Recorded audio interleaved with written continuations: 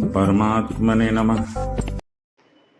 पार्वती और शिव जी का संवाद मैंने बताया था, जिसमें पार्वती जी ने शिव जी से जो भी उनके मन में संदेह पिछले जन्म का था, उसको उन्होंने शंका का समाधान कर लिया। शंका का समाधान कर लेना चाहिए, नहीं तो वह साधना में विघ्न डालता है। किसी भी साधना के लिए अटूट प्रेम और विश्वास होना चाहिए। शंका का समाधान आवश्यक होता है ईश्वर को लेकर। इसी विषय में गरुड़ जी को भी शंका हो गया था, मोह हो गया था, जब मेघनाथ ने उनको नागपाश में बांध लिया था और गरुड़ जी स्वयं जाकर उनको नागपाश से मुक्त किए। यहाँ भी गरुड़ को शंका हो गया।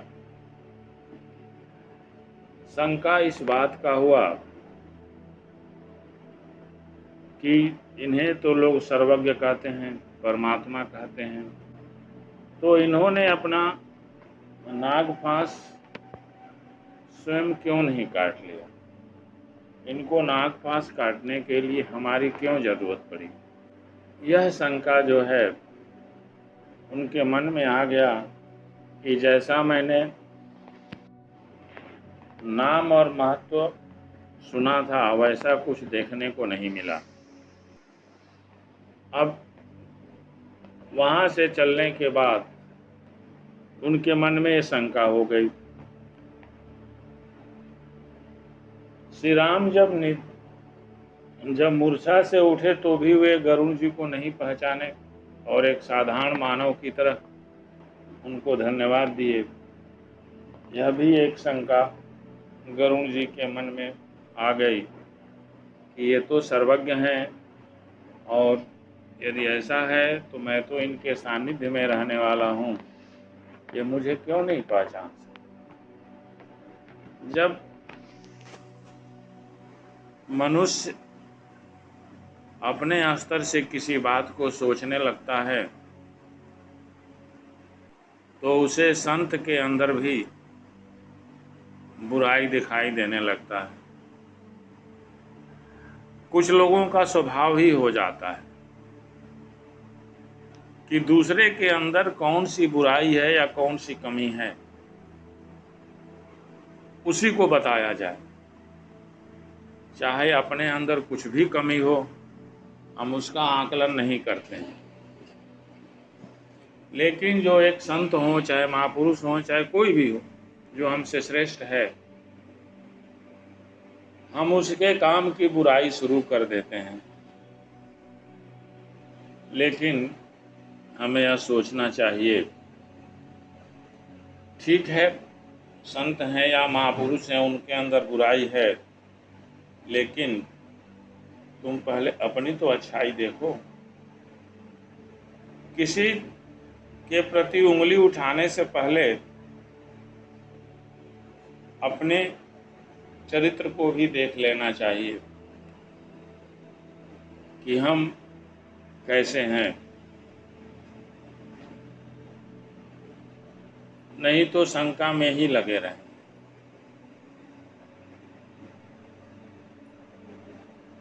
किसी की आलोचना करने से पहले, किसी की बुराई करने से पहले हमें अपना स्वयं का आकलन कर लेना चाहिए कि हमारे अंदर क्या अच्छाई है। कुछ लोगों की आदत होती है जो दूसरे की अच्छाई नहीं दिखाई देती है, उसकी बुराई ही दिखाई देती है। जैसे चील या गिद्ध आसमान में उड़ता है, लेकिन नीचे उसकी नज़र मरे हुए जानवरों पर ही पड़ती है, या उनकी नज़रें केवल उसी को ढूंढती हैं। यही बात कुछ लोगों की होती है कि जो दूसरे की अच्छाई को न देखकर केवल बुराई को ही देखते हैं और आलोचना करते हैं। यदि हम अपने तरफ भी ध्यान दें तो संसार से सारी बुराइयां समाप्त हो जाएंगी। यही बात गरुड़ जी के मन में शंका पकड़ ली कि जैसा प्रभाव होना चाहिए था वैसा तो मैंने श्री राम का प्रभाव देखा नहीं। एक तुच्छ राक्षस उन्हें नागपाश में बांध लिया। अब शंका जब आ जाता है तो मन बेचैन हो जाता है, साधना में ध्यान नहीं लगता है। इसलिए वह अनमने भाव से चले जा रहे थे। उन्हें रास्ते में नारद जी मिले। नारद जी ने उनसे पूछा, अरे भाई, आप इतना बेचैन और दुखी क्यों हैं और किसी भ्रम में पड़े हुए हैं ऐसा लगता है। गरुड़ जी ने नारद जी को प्रणाम करके कहा, आपकी बात सत्य है, मैं एक शंका में हूँ, मैं माया से ग्रसित हो गया हूँ। और उन्होंने जो भी उनके मन की बात थी श्री राम के विषय में बता दिए कि राम को तो लोग ब्रह्म परमात्मा कहते हैं, लेकिन एक तुच्छ राक्षस ने उन्हें नागपाश में बांध लिया। यहाँ गरुड़ को यह सोचना चाहिए कि ये मर्यादा पुरुषोत्तम के रूप में अवतार लिए हैं, जहाँ उन्होंने हर एक की मर्यादा रखी है और इसी मर्यादा के बस में आकर वह मनुष्य रूप में थे, इसलिए मानव की जो मर्यादा होती है उसी में थे। नारद जी को तो सब पता था। नारद जी ने कहा कि भाई, उनकी माया ने हमको बहुत नचाया है, तो उनके विषय में मैं तो कुछ नहीं बता सकता हूँ। हाँ, उनके विषय में आप हमारे पिता ब्रह्मा जी से पूछ सकते हैं। गरुड़ जी ब्रह्मा जी के पास गए और वही समस्या उनसे सुनाए। ब्रह्मा जी भी कहे कि भाई, उनकी माया ने हमें भी बहुत बार नचाया है, इसलिए मैं इसके विषय में कुछ भी नहीं कह सकता। राम और शिव एक दूसरे के अच्छी तरह से जानते हैं। श्री राम के विषय में शंकर जी आपको अच्छी तरह से बता सकते हैं, वहीं जाइए। गरुड़ जी शिव जी के पास गए और अपना सारा शंका उनको बताए। शिव जी ने पार्वती जी से कहा कि हे पार्वती, मैं उस समय कुबेर के यहाँ जा रहा था, मैं उनके शंका का समाधान तो कर देता, लेकिन जितना समय उनको शंका समाधान के लिए चाहिए था उतना मेरे पास था नहीं। मैं कुबेर के यहाँ जा रहा था। और दूसरी बात यह थी कि जो जैसा होता है उसको उसी प्रकृति के बात समझ में आती है। खग जाने खग ही के भाषा। भुसुंडी जी पक्षी हैं, इन्हें पक्षी के पास ही भेजना उचित रहेगा। इसलिए शंकर जी ने गरुड़ जी को कागभुसुंडी के पास भेज दिया। कागभुसुंडी जी की कहानी तो हम फिर कभी देखेंगे, लेकिन जब शंका का समाधान हो गया और अंत में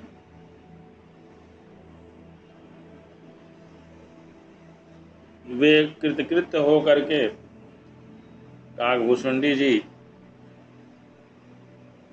से उन्होंने प्रश्न किया। गरुड़ जी ने कहा कि मैं तो अब धन्य हो गया,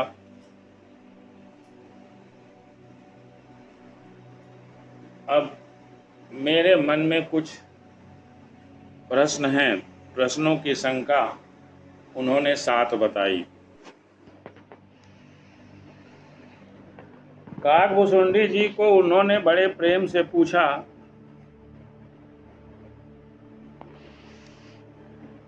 उन्होंने कहा कि यदि आप मुझे अपना सेवक जानते हैं और मेरे ऊपर प्रेम है तो मेरे 7 प्रश्न हैं जिनका मैं समाधान चाहता हूँ। 7 योग की 7 अवस्थाएं होती हैं।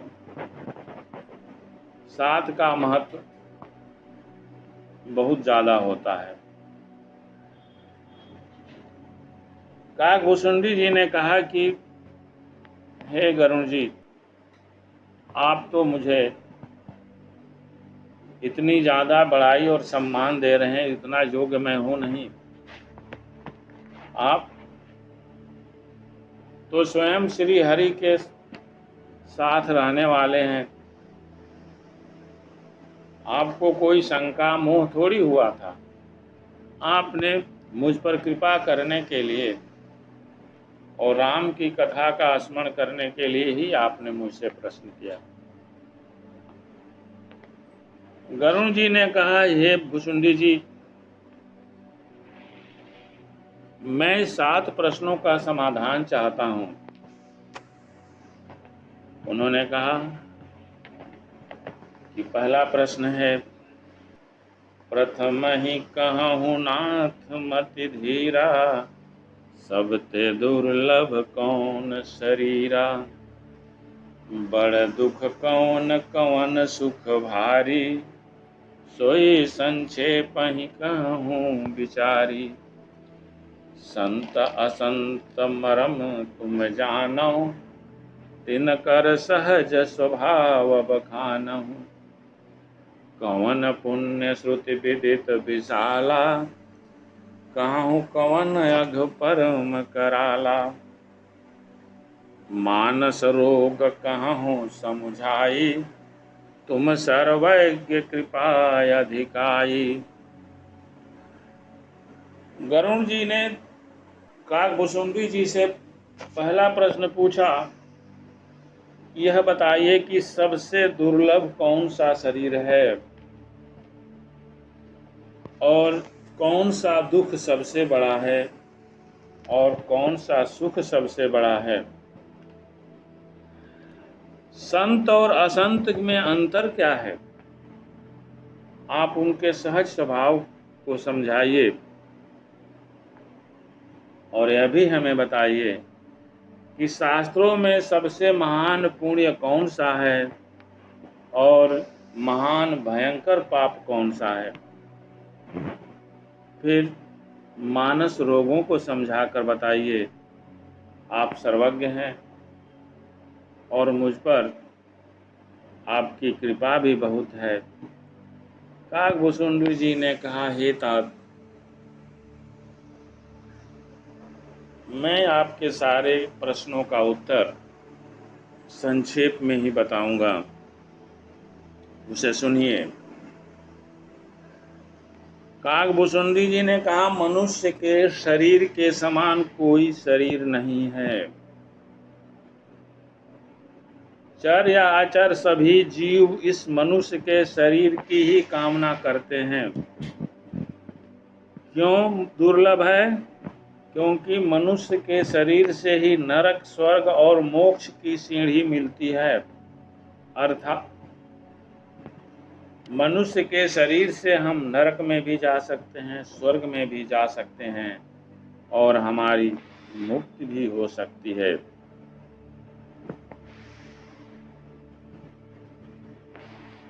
ये उन्होंने बताया कि सबसे दुर्लभ मनुष्य का शरीर है। मनुष्य के शरीर से ही साधना की जाती है और इसी साधना से अपने सुख या दुख, दैहिक, दैविक और भौतिक जो भी कष्ट हैं, मनुष्य शरीर के साधना से ही पाया जा सकता है। मनुष्य शरीर के लिए सभी जीव लालायित रहते हैं, और यदि ऐसा मनुष्य का शरीर पाकर जो लोग ईश्वर का भजन नहीं करते और संसार के विषय भोगों में ही लगे रहते हैं, जो इतना दुर्लभ मनुष्य के शरीर को पाकर भी ईश्वर का भजन नहीं करते, ईश्वर की साधना नहीं करते, वे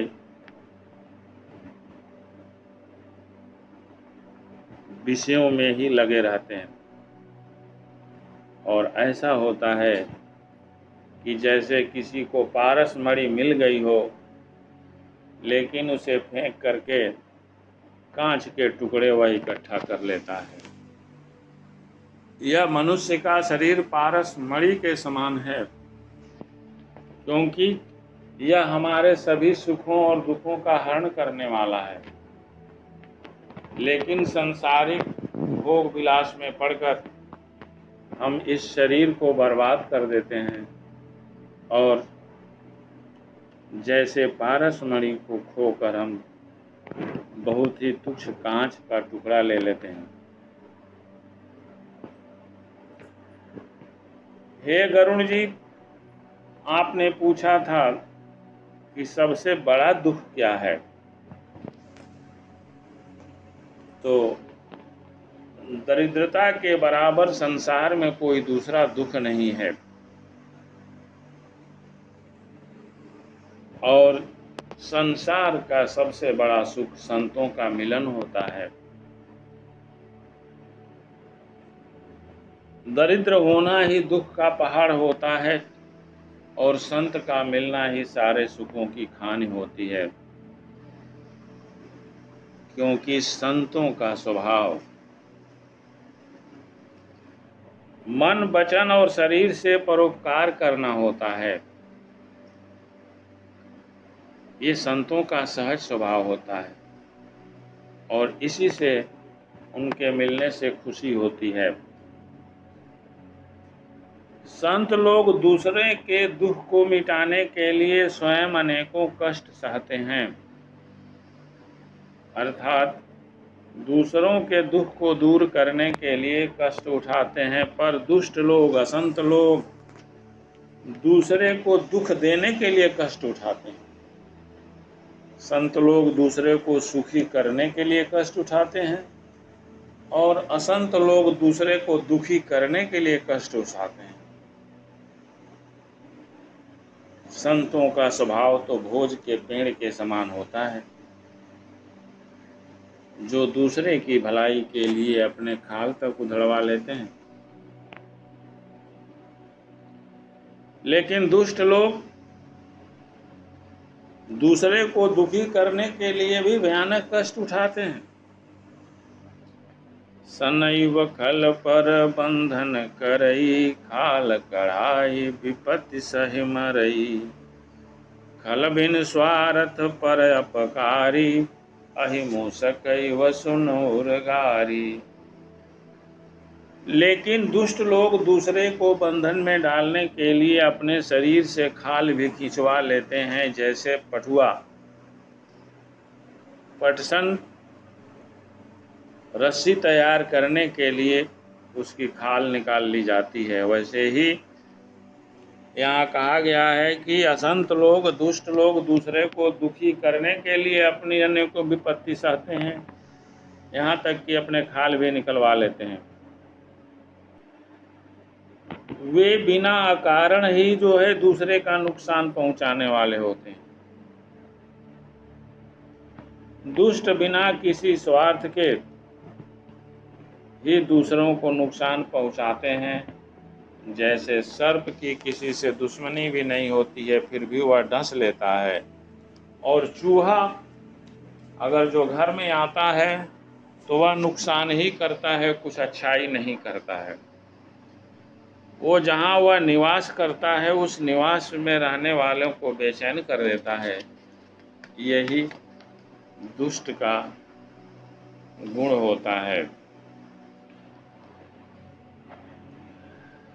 वे दूसरे की संपत्ति को नष्ट करने के लिए स्वयं को भी नष्ट कर सकते हैं। उनका स्वभाव उस ओले के समान होता है जो स्वयं नष्ट होकर के फसल को भी नष्ट कर देता है। और दुष्ट का उदय या उन्नति केतु ग्रह के उदय के समान होती है, जो दुख देने के लिए ही होती है। हे गरुण जी, संतों का उदय होना हमेशा सुखकारी होता है, सुख देने वाला होता है। जैसे चंद्रमा और सूर्य का उदय संसार के सुख को बढ़ा देता है। और हे गरुण जी, सबसे बड़ा धर्म अहिंसा है, यह वेदों में कहा है।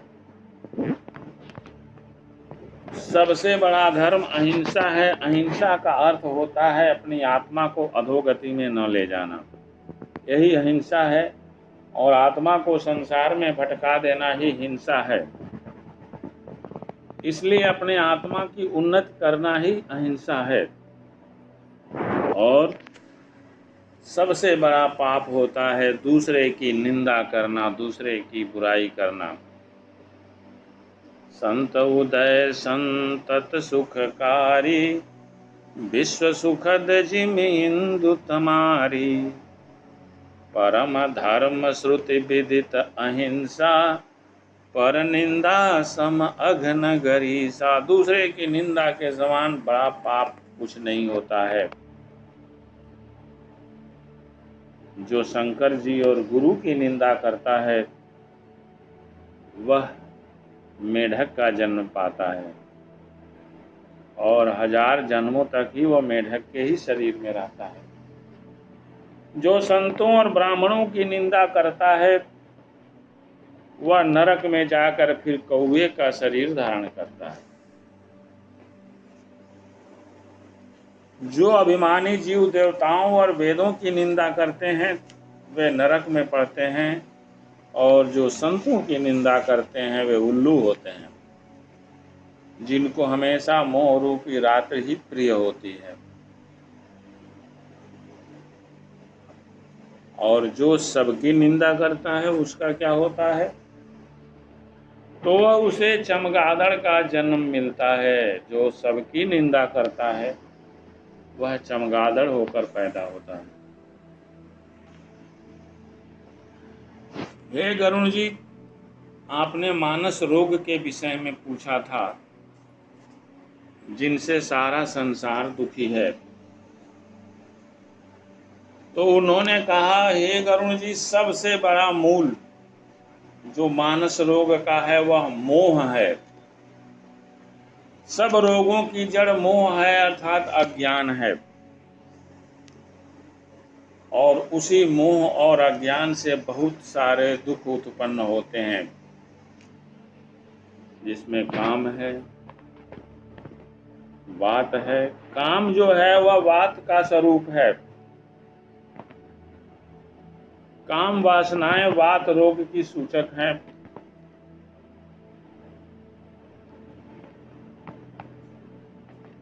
और जो लालच है वह कफ रोग का प्रतीक होता है। और क्रोध तो पित्त रोग का प्रतीक होता है, जिससे हमेशा छाती जलती रहती है, हमेशा जलन ही होता रहता है। मानस रोगों का उन्होंने यहाँ बताया है कि सारे रोगों का जड़ मोह या अज्ञान होता है, और उसी से अनेकों व्याधियां उत्पन्न होती हैं और दुख उत्पन्न होता है। तो क्या क्या है कि काम जो है वात रोग है, क्रोध पित्त रोग है जिससे हमेशा जलन पैदा करता रहता है, और लोभ कफ रोग है। यदि तीनों ही एक शरीर में आ जाएं तो सन्निपात का रोग उत्पन्न हो जाता है। और कठिनता से प्राप्त होने वाले जो विषयों के मनोरथ हैं, वे ही सब कष्टदायक रोग हैं। उनके नाम कौन जानता है, अर्थात वे तो अपार हैं, उनके नाम को कोई जानता नहीं है। जो मोह और ममता है वह विनाय का रोग है। ईर्ष्या जो है खुजली का रोग है। सुख और दुख गले का रोग है। पराये सुख को देखकर जो जलन होती है वह क्षय रोग है। दुष्टता और मन की कुटिलता ही कोढ़ का रोग होता है। अहंकार गांठ का रोग है।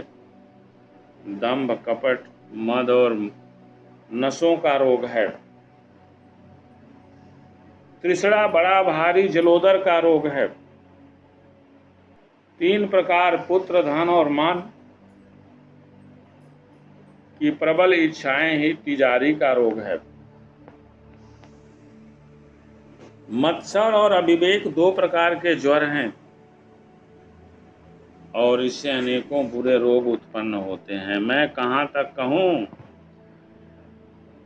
कह लगी कहो कुरोग अनेका, एक व्याधि बस नर मरहि, ए असाधि बहु व्याधि, पीड़हि संतत जीव कहूँ शोक मिलहे समाधि। हे गरुण जी, मनुष्य तो एक ही रोग से मर जाता है, लेकिन फिर ये तो असाध्य रोग हैं जो हमेशा जीव को कष्ट देते रहते हैं, और ऐसी दशा में शांति कैसे प्राप्त होगी। नियम धर्म आचार तप ज्ञान यज्ञ जप दान और भी करोड़ों औषधियां हैं, परंतु उनसे रोग नहीं जाता। इसी प्रकार सारे संसार में सारे जीव रोगी हैं, जो शोक हर्ष भय प्रीति और वियोग के दुख से और भी दुखी हो रहे हैं। हे गरुण जी, मैंने थोड़े से ही मानस रोग का वर्णन किया है। ये सबके अंदर होते हैं, लेकिन इन्हें कोई पहचान नहीं पाता। कोई बिरले ही जानता है कि ये रोग हैं शरीर के। अगर किसी ने भी इसको जान लिया तो वह रोग क्षीण होने लगता है, परंतु नष्ट नहीं होता है। यह विषय रूप लेकर के बड़े बड़े ऋषि और मुनियों के भी हृदय में उत्पन्न हो जाता है, तो साधारण मनुष्य की तो बात ही क्या है। और जब तक ईश्वर की कृपा नहीं होगी, तो इसका संयोग नहीं बने, तब तक रोग नष्ट नहीं होता। सद्गुरु वैद्य के वचनों में विश्वास करना चाहिए, विषय भोग की आशा नहीं करना चाहिए। यही संयम या परहेज है। श्री राम की भक्ति या ईश्वर की भक्ति संजीवनी जड़ी है। श्रद्धा से पूर्ण बुद्धि ही अनुपम दवा के साथ लिया जाने वाला पथ्य है। इस प्रकार संजोग हो तो रोग भले ही नष्ट हो जाए, नहीं तो करोड़ों प्रयत्नों से भी रोग नष्ट नहीं हो सकता है। गरुण जी ने पूछा कि अरे भाई, मन को निरोग हम कैसे समझेंगे कि मेरा न शरीर निरोगी है। तो जब हृदय में वैराग्य का बल बढ़ जाए, उत्तम बुद्धि हो जाए और भोग विलास की इच्छा बहुत कम हो जाए, जानिए तब मन बिरुज गोसाई, जब और बल विराग अधिकाई, सुमति क्षुधा बाढ़ई नित नई, विषय आस दुर्बलता गई। जब मनुष्य निर्मल ज्ञान रूपी जल में स्नान कर लेता है, तब उसके हृदय में राम की भक्ति छाई रहती है। शिव जी, ब्रह्मा जी, सुखदेव जी, सनकादि और नारद आदि ब्रह्म विचार में परम निपुण जो मुनि हैं, हे पक्षी राज, उन सबका भी मत यही है कि श्री राम के चरण कमलों में प्रेम करना चाहिए। श्रुति पुराण और सभी ग्रंथ भी यही कहते हैं कि बिना ईश्वर के भजन के सुख नहीं हो सकता। कछुए की पीठ पर भले ही बाल उगावे, बांझ का पुत्र भले ही किसी को मार डाले, आकाश में भले ही अनेकों प्रकार के खिल उठे, परंतु ईश्वर से विमुख होकर जीव सुख नहीं प्राप्त कर सकता। अनेकों असंभव कार्य हो जाएं, लेकिन बिना ईश्वर के भजन के सुख नहीं हो सकता।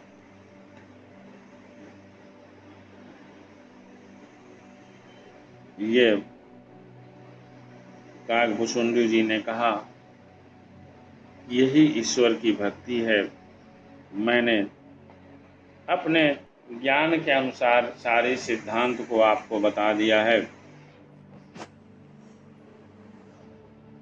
ईश्वर से प्रेम को छोड़कर सुखी होने का कोई दूसरा साधन नहीं है।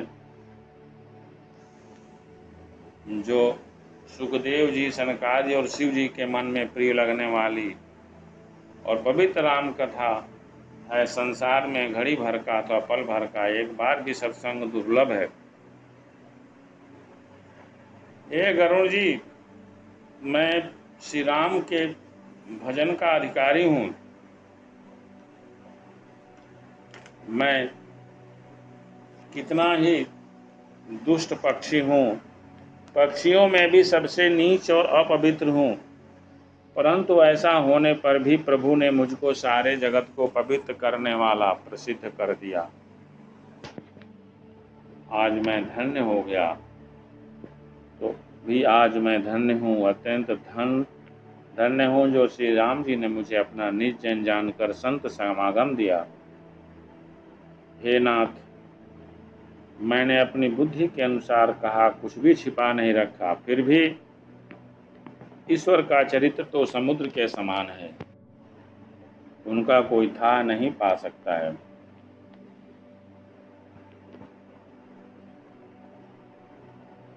भुसुंडी जी ने कहा, हे गरुड़ जी, जहाँ कहीं जिस किसी ने मुक्ति पाई है, सुख पाया है, वह बिना मेरे रघुवीर की कृपा से नहीं पाया है। साधक सिद्ध विमुक्त उदासी, कवि कोविद कृतज्ञ सन्यासी, जोगी सूर सुतापस ज्ञानी, धर्म निरत पंडित विज्ञानी। जो भी है तरहिन बिनु से ये मम स्वामी, राम नमामि नमामि नमामि। शरण गए मोह से अघरासी, होहि शुद्ध नमामि अविनाशी। हे गरुड़ जी, जिसको कहीं भी ज्ञान मिला है, जो वहाँ कहीं भी जिसका तारण हुआ है, वह मेरे स्वामी के सेवा से ही तारण हुआ है। चाहे मेरे समान जो महान पापी है, जब वह तर जाता है तो शेष की तो बात ही क्या है। जिसके नाम की दवा से तीनों तरह के रोग समाप्त हो जाते हैं, आधिदैविक, अधिभौतिक और आध्यात्मिक, वे श्री राम जी मुझ पर कृपा करें और आप पर सदा प्रसन्न रहें। इस प्रकार अपने प्रश्नों का समाधान पाकर गरुड़ जी उन्हें नमस्कार करके वहां से विदा लिए। ये काकभूषुंडी जी और गरुड़ जी के बीच का संवाद है, प्रश्नों का उत्तर है।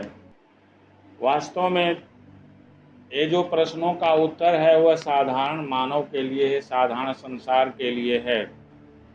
संवाद तो दोनों का है, शंका गरुड़ जी को नहीं हुआ था और यह समाधान काकभूषुंडी जी ने गरुड़ जी के लिए नहीं किया।